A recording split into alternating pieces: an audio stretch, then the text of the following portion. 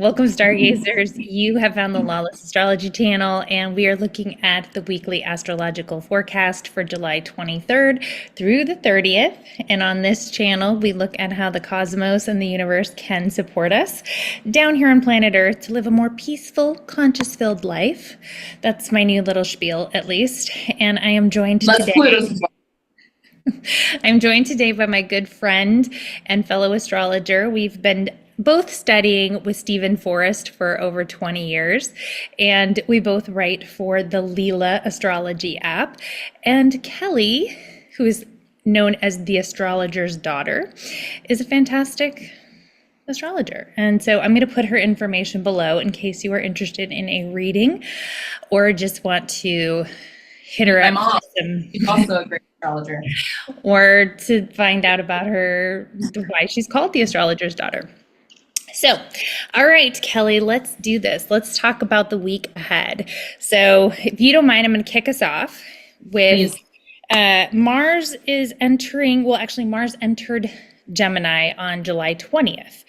So, this is really setting the tone for the week. I think that we are coming out of Mars in Taurus, which has been a much heavier energy, much more fear-based. I think Mars in Taurus is like, it likes security. It likes to feel like we know what's going to happen. Like everything is kind of the way it should be. Everything's in its place. And if you are alive today in this universe, you know Kelly's gonna sneeze. God bless you. That was just an emphasis on what's life. Life. Yeah, things are not really in their place these days. Like everything is not the way we want it, and it feels scary, especially coming off of the week before with the Uranus-Mars Algol insanity that took place on a much more collective level. It didn't have to necessarily rock your personal world, but I think a lot of people's worlds were personally rocked by all of the crazy collective energy going on in the news and with an assassination attempt. I mean, a lot of things have been going on. So here, we're kind of getting out of that fear-based Taurus, kind of more heavy security, and moving into more Gemini, which is the mind, and moving forward and collecting data and saying, like, we need to find new creative solutions. We can't just be focused on the way things have been. We have to move forward in a new, fresh, intelligent way. So that's kind of kicking us off for the week. And we're going to be feeling it all week. Mars is in Gemini, like I said, and it's sextiling the sun. And Kelly's going to talk a little bit about what the sun's doing. But this energy with Mars sextiling the sun tells me that we are really getting into a place where we want to move forward in a new, fresh way. Embrace fresh perspectives. Think differently. Don't just cling to the past. So, Kelly, do you want to talk a little bit about what's going on with the sun? Sure. Well, the sun has changed signs on the 22nd. The sun moved into its rulership in Leo, right? The sun knows how to be in Leo. The things we say about the sun, ego, self-centeredness in the best way, right? Turning your light on, confidence, joy, presence. Leo does very well with that, right? The sign, right, just informs sort of the style of, our purpose, our presence. So, really turning your light on. I think it's really going to lighten the energy after the sun in Cancer. I mean, we love the sun's not necessarily, it's not in rulership in Cancer. The moon is. So the sun, it's a little bit of a contrast with that being in a water sign, especially with all the Saturn and the Neptune in Pisces. It's been a really watery time. So I think the sun going into Leo is really going to brighten our perspective. It's really going to help that Mars and Gemini, right? The two sextile each other, like you say. So that's kind of a excitable aspect. So I think it is going to sort of make things feel a little more optimistic, feed that fresh perspective, give us something to be, hopeful about, and give us a little new lease on life. Yeah, I mean, a sun in Cancer. I mean, I'm a sun in Cancer person. Yeah, look what happened. Total disaster. JK, we're friends. We can say that. Totally. So, no, but exactly. The sun in Cancer, I can say from experience, and I think a lot of sun in Cancer people can say that we have a tendency to cling to the past and we can get a little nostalgic and we can not want to break out of our routines. And I think we're seeing, with the sun moving into Leo, that like we're going to have to. We're going to have to kind of let go of the past a little bit. Like it's time to, and especially like coinciding with that Mars going into Gemini, I think it's just kind of a nice like reset. Like it's sort of like fresh energy, fresh perspectives. Like, okay, we all got a little traumatized around the Algol Mars Uranus situation, but that Uranus in Taurus and then with the Mars in Taurus, it's just been Mars doesn't love being in Taurus. I just feel like you get like boots going through the mud. I mean, it just slows it down. I mean, yes, it can sort of seal and cement any cracks and sort of make us really, value our security and act on our behalf and try to, I don't know, kind of gather and, batten down the hatches, but it's not a natural fit. The Mars will like being in Gemini. It'll, it likes to. It won't be stuck anymore. Yeah, I agree with you. I like that boots going through the mud because it does feel sort of stuck. So then as we move forward in the week on the 25th, Mercury is entering Virgo. So Mercury is entering a new sign as well.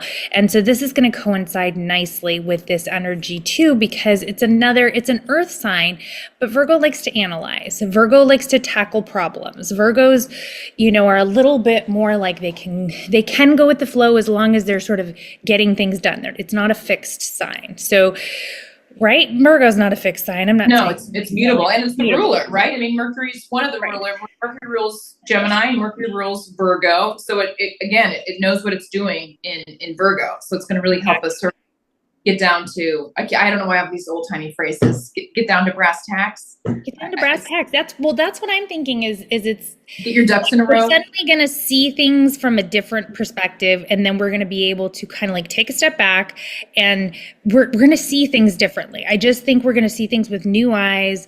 We're going to be able to get the data. We're going to analyze it. We're going to move forward. We're going to kind of have a plan where we haven't been able to have a plan. We've just been sort of frozen in fear, I feel like, for a few minutes. It's been very reactive.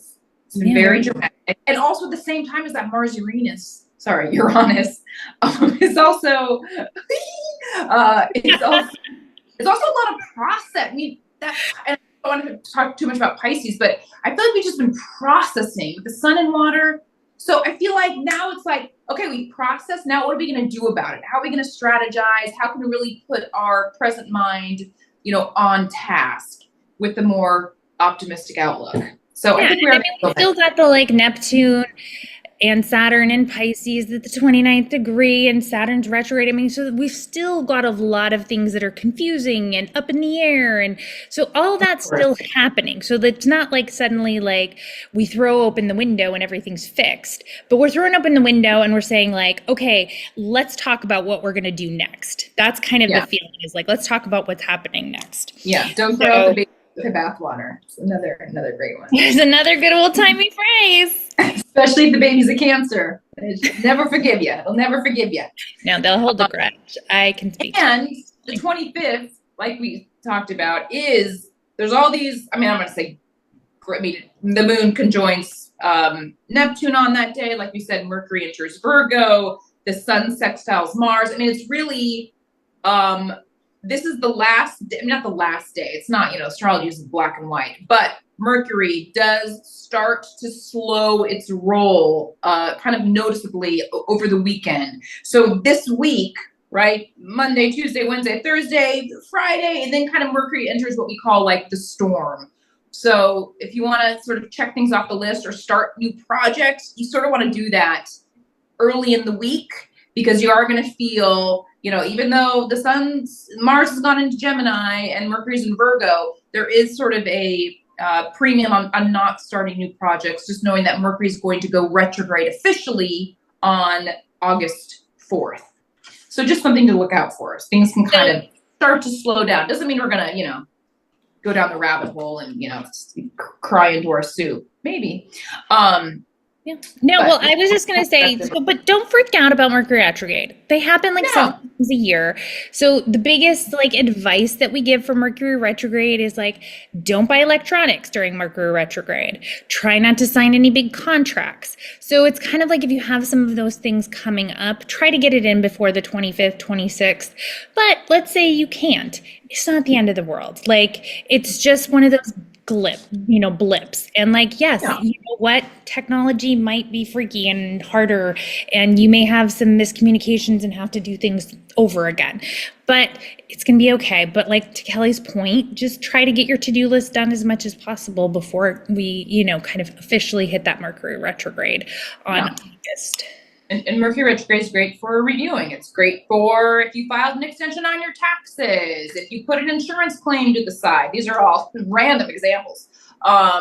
If you have to, sort of, pick up loose ends that you didn't complete, Mercury retrograde does provide sort of that, especially in Virgo, that kind of granular lens to kind of look back and pair, get down to brass tacks, to kind of go through things and find some closure. So it will, sometimes that slowdown really works on our behalf. We revisit some things that we need from the past. Yeah, So, and if you've already started something, a project, that's another thing, like, something might come to light during that time where you can reconsider it.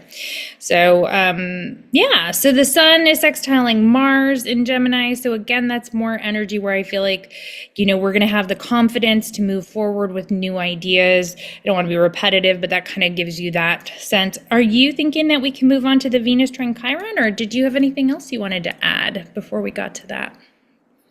No, I think that's good. I mean, I will just say the afternoon of the 24th on Wednesday through the morning of the 25th, we do just have that, moon conjoined Saturn in Pisces.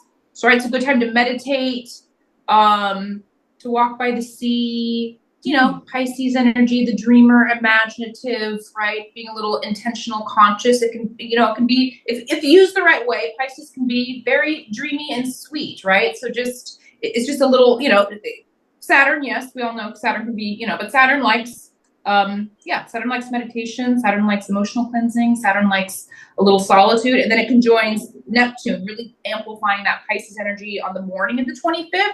So that can be, as Mars and Gemini is cooking and the sun's gone into Leo, we can really have this, these sort of leaps of imagination and kind of, we'll have a lot of visionary sort of qualities that morning. Or if you want to do like a vision board or just imagining into your future, that's going to be a good morning, because I feel like the idea is you're going to be feeling very, quite expansive. Yeah. So I think Thursday morning especially. Yeah. Okay. Thank you. Those are very good suggestions. Astrologer's daughter. So one of the things that I would say that we need to all just kind of settle into as this is happening for our greater good. Thinking about all of the challenging transits that are happening on, the outer planet transits. We're talking about a lot of the fast moving transits for like a weekly forecast. But we are under these kind of collective challenging transits. And so, I think taking a step back, and this week offers us an opportunity to look at them differently. It gives us an opportunity to kind of say, all right, this is happening. How am I personally going to get into a better headspace? How am I personally going to do things different? I did a couple shorts, or at least one short, where I said, turn off the news. Because as somebody who has worked in the media for over 25 years, I've never seen it this bad in my entire life. It makes no sense. It's all a bunch of, I don't even know what. So I am giving everyone permission. I'm giving everyone permission to tune out a little bit, to take care of your mental health, because it's going to be this rocky ride. And this is a week where we can kind of regroup, do things differently, have some fresh perspectives, be open to thinking, how can I heal myself? How can I heal others? How can I raise my vibration? And so that, speaks to what Kelly was talking about. It also kind of introduces us into later in the week on the 30th, Venus is trining Chiron. And this is a really nice energy for healing relationships and connecting with other people, connecting with loved ones, connecting with friends, and just kind of seeing where you guys have something to offer one another. So you and I should have a coffee date over Zoom, because I think that's the kind of thing you want to do, is connect with people that you love and care about. And really, if one of you needs to pour your heart out to the other one, it's a really nice day to do that, just to reflect on where you're at, where you're going, and how you can support one another. Yeah, I think we'll kind of be feeling a little more generous and robust in Leo season. And, also it's helpful to look at what part of your chart does Leo rule? What on what house does Leo lie on the cusp? And if you have any planets in Leo, similarly Aquarius, right? So kind of seeing what the Leo sun is going to be spotlighting in your chart. That can be helpful, but what's really gonna turn on. But yeah, a little more performative energy, and yeah, with that little bit of distance, I think we can have those healing conversations or those aha moments that we're out of that, reactivity. We have a little distance from the Mars Uranus. Yeah, and Gemini and Leo both have a sense of humor. So have a sense of No, humor. really. Yeah, Gemini does have a good sense of humor. Yeah, Gemini tells stories, and they're natural storytellers, and Leo is a natural performer. So, these are all there's an opportunity here to get into kind of a more playful mind space, and go to a play, or go to a comedy show, watch a funny movie. I will say too, if you do not know where Leo is in your chart, you can watch my beginner astrology video. Oh, plug! You can also go to lawlessastrology.com and sign up for my newsletter, because there I will give you a free beginner astrological workbook, which I've already gotten tremendous compliments on from people that have received it and said how helpful it was. So what that does is it can tell you where Leo is in your chart. And then when we talk about these things, it makes a little bit more sense, and you can know what part of the chart is activated for you. So exactly. So what is activated for you, and how is that going to affect you, Dabney? Just as a living, breathing example. Leo for you is your my eighth house. It's in my 8th house. Yeah. And I have a Mars in Leo in the 8th house. So so the sun is going to hit your Mars in the 8th house in Leo. We won't go there. It's too hot. It's too hot for you. Too hot. So, okay. Anyway, this has been lovely. Thank you for taking the time to chat with me and chat with all these lovely people about what's coming up this week. I think it's a good week. It's a good refresh. And as always, there's a reason and a season for it all. The universe is conspiring to help you.